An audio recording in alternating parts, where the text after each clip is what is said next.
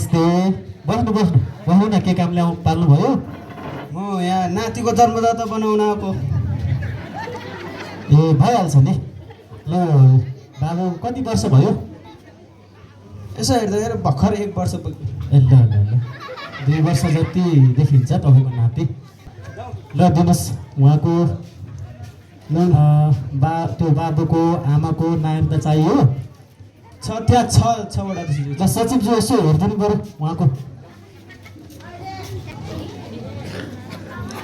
ओखो उहाँको त बिहे दर्ता एउटा भेटेन त आदर्शज्यू। ए हो र, म हेर्छु नि त खोइ। छ होला आदर्श, त्यो त्यही राम्रोसँग हेर्नु है, कतै गडबड भएको होला।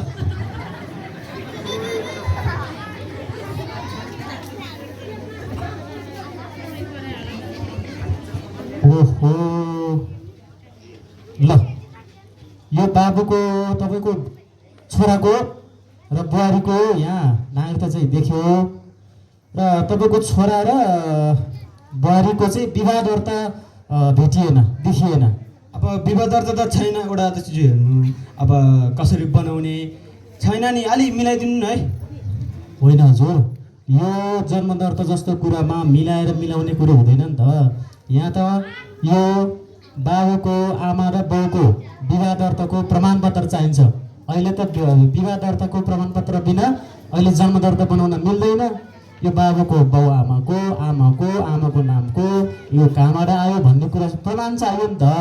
खोइ अब बडाबुढी नै विदेशतिर छ, न छोरा विदेश गएको आत्तो पत्तो छैन। अब यहाँ नाति भए यत्रो ठुलो भइसक्यो, स्कुलमा भर्नै गर्न पाएको छैन। मिलाइदिनु न एउटा, त्यो एउटै ठाउँको मान्छे त हो नि। अरे एउटै ठाउँको भनेर हुन्छ त? यहाँ त प्रमाण बिना त अनि अगाडि बढ्ने कुरै भएन नि। बुढादेजी तपाईँ त्यस्तो नभन्नु न, मिलाइदिनु न। के तपाईँलाई चाहियो? होइन तपाईँले के चाहियो भन्नुभयो? के मैले घुस खान खोजेँ हो र तपाईँसँग? होइन होइन नि त, अनि बनाइदिनु। चाहियो भने मसँग छैन। अरे के कुरो गर्नुभएको होला? तपाईँको जहिले छोरा र बुहारीको मैले यहाँ विवाह दर्ता नै देखिएन, अनि कहाँबाट अगाडि बढ्ने कुरो? बनाइदिनु न प्लिज। यहाँ छ एउटा बनाइदिनु न एउटा दाजु। होइन हजुर, मिल्दैन। मलाई घुस खुवाउने प्रश्न गर्नु न। ओ सचिवज्यू सम्झाउनु त उहाँलाई। होइन कालिम्पोङमा होइन सचिवज्यू, तपाईँ नबोल्नु। छैन हुन्छ बाजे, अब नभइसक्यो, बनाइदिनु नि त। तपाईँलाई कुरा बुझाउन अलिक गाह्रै पर्ला जस्तो छ। दाजु बनाइदिनु न। के यहाँ छ के छ भन्नुभयो तपाईँले? त्यहाँ बारम्बार छ भन्नु मात्र हुन्छ?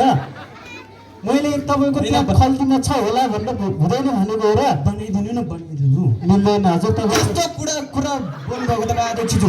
तपाईँ सचिवज्यू तपाईँ एउटा छोरो जस्तो एउटा बनाउनु भनेको तपाईँको मान्न नहुने। तपाईँ के हो यो बाजेले? तपाईँ चुप लाग्नु, तपाईँ चुप हुन्छ। तपाईँले एउटा जन्मदाता बाजे, तपाईँ चुप लाग्नु। तपाईँले एउटा जन्मदाता बनाउनु भयो, कस्तो नमान्नु भएको? सर गाउँको सडक यो हो, तपाईँ एउटा आदर्श यही कारण हामीले यतिकै फोडेको है। मेरो नाति तपाईँ